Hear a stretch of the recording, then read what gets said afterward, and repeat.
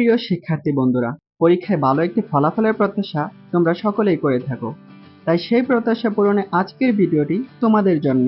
একটি গবেষণায় দেখা গেছে, মাধ্যমিক ও উচ্চ মাধ্যমিকের যে সকল পরীক্ষার্থী তাদের কাঙ্ক্ষিত ফলাফল পায়নি, তাদের মধ্যে 90% শিক্ষার্থী হস্তলিপি সুন্দর করা ও এক্সাম পেপার গুছিয়ে লেখার ক্ষেত্রে পর্যাপ্ত গুরুত্ব দেয়নি।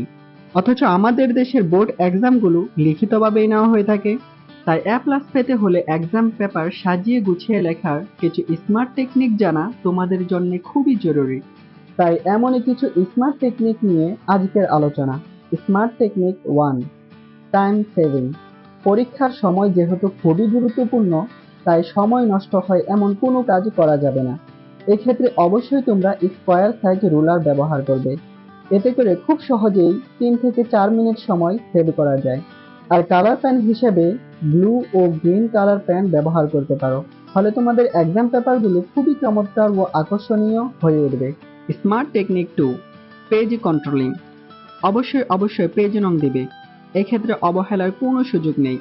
কেননা অনেক সময় কোনো প্রশ্নের ক, খ ইত্যাদি অংশ ভুলে ছুটে গেলে পরবর্তীতে উক্ত স্থানে ছুটে যাওয়া অংশের উল্লেখিত পেজ নং লিখে দিলে পরীক্ষক তা খুব সহজেই খুঁজে পান এবং অনেক ক্ষেত্রে এ ধরনের প্রবলেম সলভিং স্কিল দেখে ইমপ্রেস হয়ে থাকেন। Smart technique 3, purification. এ ধাপে শুদ্ধ করে লেখার পাশাপাশি স্পষ্ট করে ও প্রতিটি লাইন পর্যাপ্ত দূরত্বে লিখতে হবে, যেন তোমার হস্তলিপি বুঝতে পরীক্ষকের কষ্ট না হয়।